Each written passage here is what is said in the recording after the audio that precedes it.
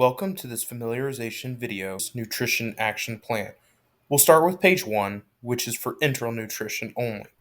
You can see that we have our standard pictographs and accompanying clinical symptom by text present in the stoplight motif with green, yellow for breakthrough, and red for uncontrolled zones. It's always important to start with demographics at the top, just so.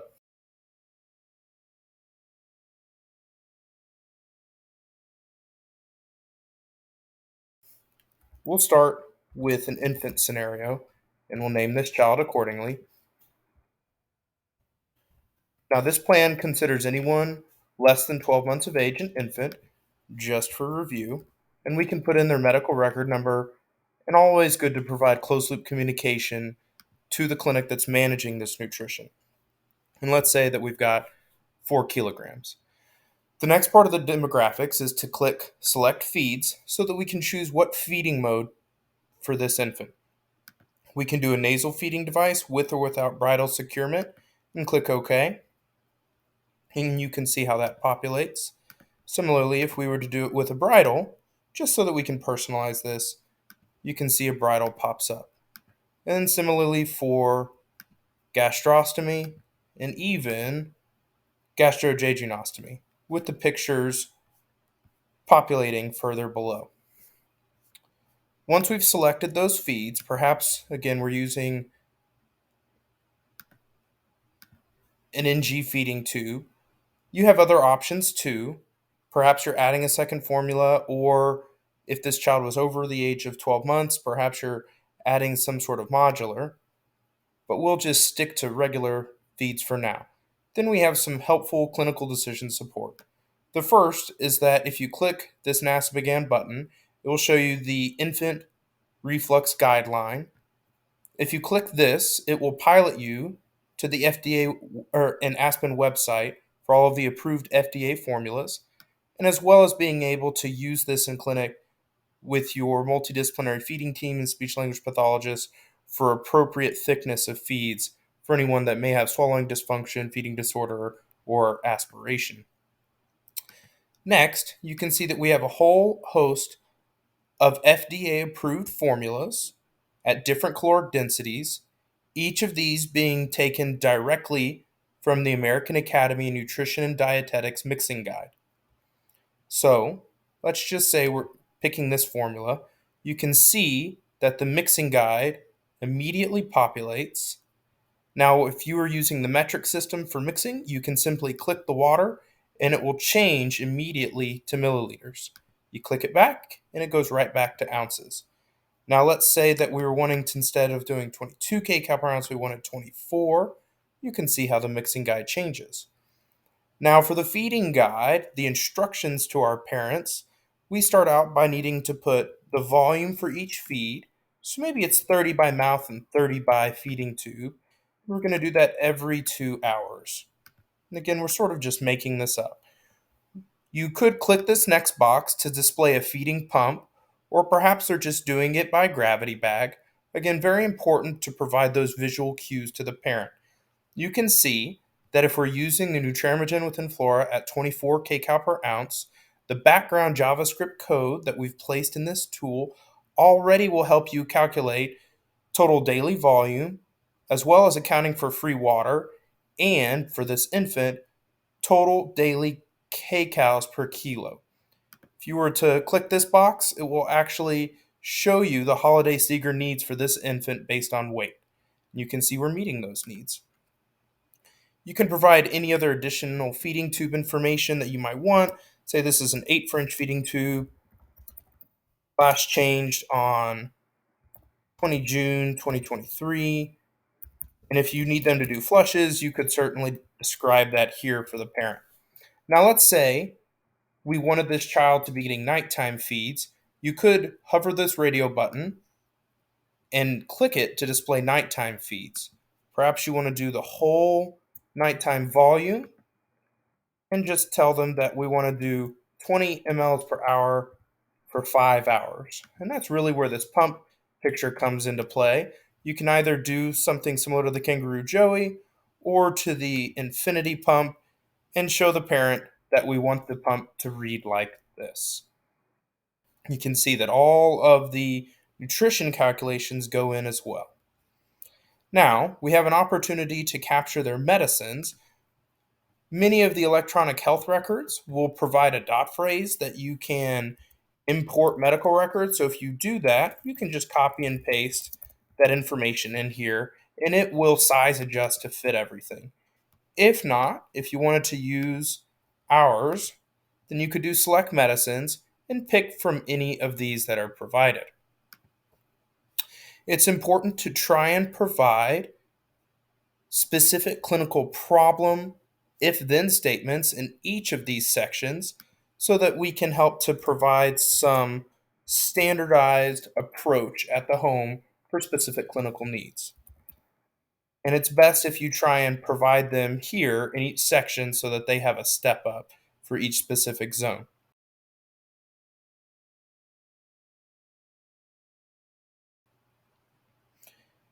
Now, we'll show you page 2. You can see how the demographics for page 2, which is for parenteral nutrition, have all populated over. The only thing that is blank are the daily parental nutrition calories and volume. Now, our team has discussed this with many experts in intestinal rehabilitation, recognizing that not all of our patients should be using a yellow zone when they have a central venous line. So at this point, the plan defaults to having a green and a red zone and an emergency plan, which is supposed to very closely mirror the NASPGHAN intestinal rehabilitation SIGS emergency letter for patients with intestinal failure. If in fact this was an older patient, or for whatever reason you wanted them to have a yellow zone, you could toggle this drop down menu and provide a yellow zone.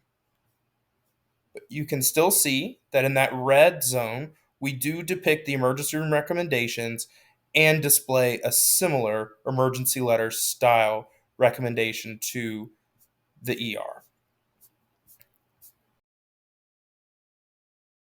We will now show you the differences between this plan that are automatically built in comparing infant to pediatric patients. So the plan will automatically take into account the age of the patient based on the date of birth and the date of the appointment. You can see that the pictures have automatically changed. What also changes is the reflux guideline, the pediatric formula link. You can see here that it's the same reference, of course, but the child reflux guideline and the IDDSI remains the same. The formula selection options also change, these also having been derived from the American Academy of Nutrition and Dietetics mixing guide. It's important to know that our mixing guide does also provide for you as the clinical team to input a formula that's not present on this guide. It does come with some drawbacks for safety purposes only, but let's say we wanted to do a custom dairy formula. The moniker that must be present for the form to accept it is kcal per ounce. So if you wanted this, for whatever reason, to be 42 kcals per ounce, you could also provide them whatever the scoops to water if it's not a ready to feed formula. And then you could go about the same process of providing meal volumes and frequencies. And you can see how automatically it is calculating those total kcals per day. This is also helpful if you're trying to do any sort of breast milk that's expressed and mixed with whatever formula you might want, and providing them however many scoops with water, in this instance, being changed to breast milk.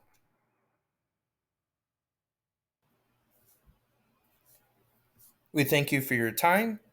In the next accompanying video, we'll go over some clinical scenarios.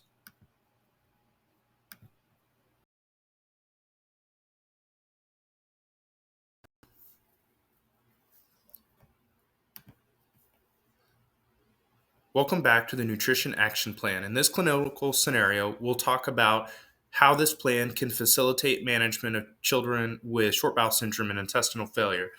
So, again, based on date, we have an infant, we've input the demographics, and they have a low profile gastrostomy in this particular situation. We can pick from a myriad of formulas, and just maybe based on alphabetical order, we'll go with an elemental formula, alpha amino, also rich in medium chain triglyceride, and we'll put this child on a continuous infusion. Now, you'll see when you actually pick the frequency, or rather duration of feeds, you do have many, many options, especially if you're giving the child some sort of breaks during the day. And so you can customize this as needed. The easiest thing, in my opinion, is to actually put the meal volume by hour and say it's going to go for 20 hours continuous. Now, you could change this in several different fashions, and that would be 100 milliliters. So if you just wanted to do something like making the plan 100 milliliters once a day, and then having your pump say the rate is 5, that would obviously be the same thing, and you could track that accordingly. Now, this will function just fine by itself. In the previous video, you saw how we could add a nighttime feed. So if you wanted to break that up and have a daytime and a nighttime, you certainly could, but it's not absolutely necessary by any stretch. Now, when we go to parenteral nutrition, again, you'll need to actually add in whatever the parental nutrition calories are that they're getting per day and that daily volume. Um, Our plan is designed to start off with a total nutrient added mixture, and so one bag, and perhaps you're cycling the lipid component of the TPN plan for this child. So if they're getting something like a 3-in-1, 4 days per week, maybe that's Monday, Wednesday, Saturday, Sunday. I don't know. I'm making it up. And then 2-in-1, and it's a good place to put notes off or whatever lipid emulsion they're on, and they're going to get that 3 days per week. And so that would be Tuesday, Thursday, Friday. Again, just an easy way on the documentation to show it. Perhaps they're on the pump for 10 hours a day at 800 milliliters. That would be 80 mLs. I have provided you here just an easy fill in the blank if you wanted to have a template for home care instructions, especially if these are parents that are managing the line with no home nursing. This, I think, will prove advantageous. Alternatively, you could delete this and it resizes on its own, just like the auto note does. And so you could actually paste the whole recipe for that parental nutrition bag into here and track that along with this patient. I have used that, and personally, my anecdotal experience is that it's very, very helpful. Obviously, you would want to personalize this with an if-then statement of some kind, but you get the point. Usually in these kids, we want them to call us for everything. And then certainly following the intestinal rehab SIGS emergency letter. So usually what I've done for my kids is I'll put this child has intestinal failure, CVL is whatever it might be, a Broviac, and non-tunneled catheter. If they've had any issues in the past requiring antibiotic, ethanol locks, that sort of thing. So just bear that in mind, that it can be really helpful to try and provide this emergency recommendation plan to them. Now, going up to the top, maybe you are doing more than one bag. You can click this and customize it as needed. If for any reason you're running 2 different pumps, you certainly can. So all that's required is you hitting this leftward checkbox. Now, if you do the right one, then it will populate that free text box screen for you. And as you can see, it brings all of the calories through to the very, very top.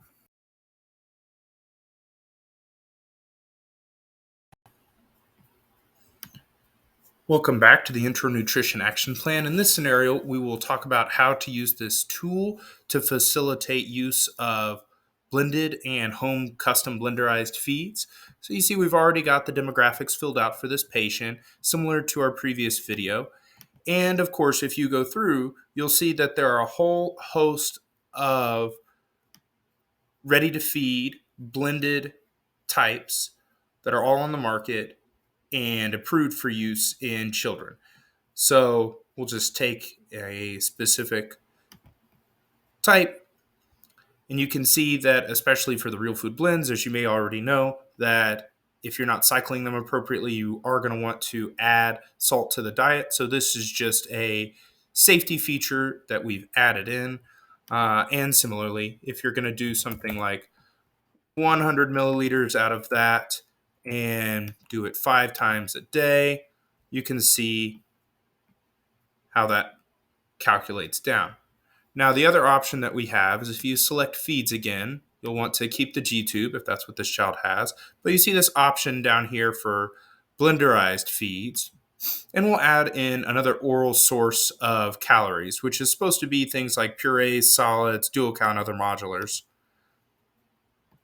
So, in some instances, we have children that are on 2 formulas. As an example, I just have it as blended as this option that we checked, but it could be whatever your second formula is. Perhaps they're doing both real food blends and Kate Farms. And so you would simply want to say whatever the Kate Farms variety of it is, if it's pediatric peptide, so on and so forth. You could then just say Kate Farm calories per day, and maybe it's 240, who knows. Well, you can see that it adds all those in together, but one of the drawbacks of doing this double formula type is that this tool is not going to be able to use this row to calculate free water. So it's going to be up to you to add that in. So if they're already getting 100 mLs per day from flushes and so forth, but if this is making up, again, we're going to guess 180, 100 plus 180 would be 280. And that's an easy way to account and make sure that they're reaching their needs. Clearly, in this child at 35 kilos, for a full day, we're going to need a little bit more. Now, one other thing that you can do, of course, as you saw before, is just using blenderized feeds. And if that's the sole source of their caloric intake, you can just leave this empty and you can still give them the instructions like this. You can put in your whole mixing recipe for that feed right here, and then the total calories per day and filling it out in the bottom.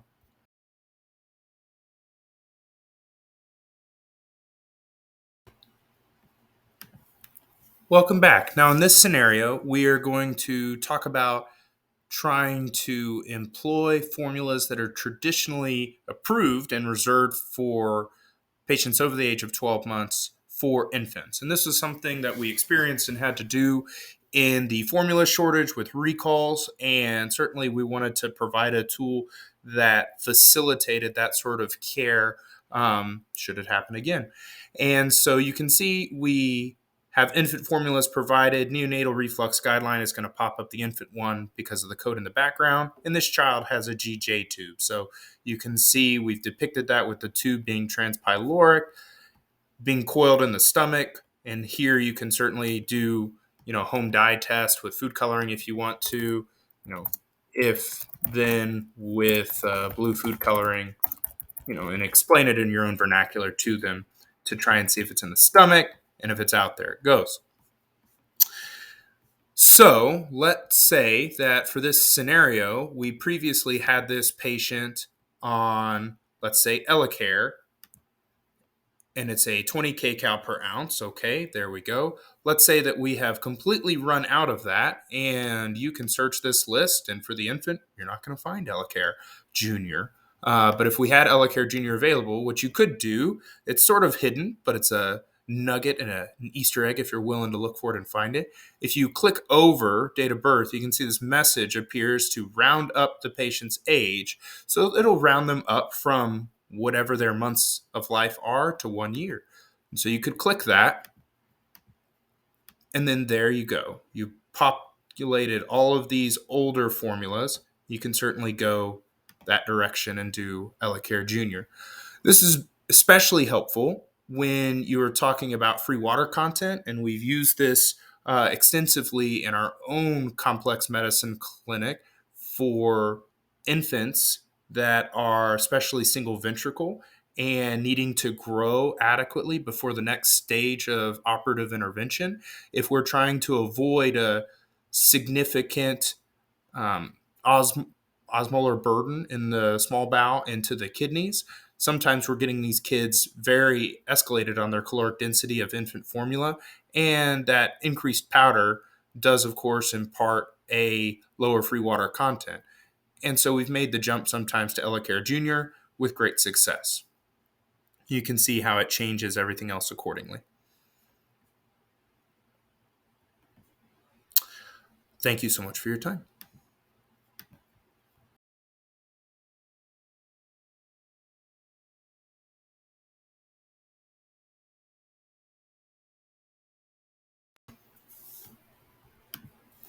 In this scenario, we will show you how to implement and incorporate thickeners for enterocrate aspirators with this tool. So you can see we have demographics already filled out on top. And if you select feeds, hopefully this is just a PO feeder, and we'll select thickener. And that populates here on the upper right. You can pick any of these provided, and recall if this is an infant less than 1 year of age. And so we'll try to select Pure Thick. And as soon as we do that, we have a safety window that pops up from our research team and shows you that there's an increased risk of necrotizing enterocolitis if we use Pure Thick at this age, and to select an alternative. So we'll hit OK, and you'll see that the only one that's really safe to use, of course, is Gel Mix. You saw probably the first QR code that populated for Pure Thick, and we switch it and it comes over to Gel Mix. So this takes you directly to the website. You can click it like a button or print this off and have the parent use their camera feature on the smart device and open it up using the QR code, and it shows you the mixing instructions for the thickener. And you could just say 1 packet per feed, or however you want them to do. And this is when using the IDDSI comes into play, because a lot of our excellent speech language pathologists are mixing this in clinic with the parents to demonstrate how. And you can hold this button down and show them as many times as you need in order to ensure appropriate knowledge transfer and safe feeding for that infant. If you have questions or need answers regarding thickeners, this is an excellent reference borrowed from a previous post from our colleagues at Guts and Growth, and provides a wealth of information on all things related to thickeners. And just to show you, if we change the age of this patient to an older child, you of course still could use Gel Mix, but if you wanted to do something like Simply Thick, and there's the Simply Thick website that populates for it. We thank you so much for your time and hope this video was helpful.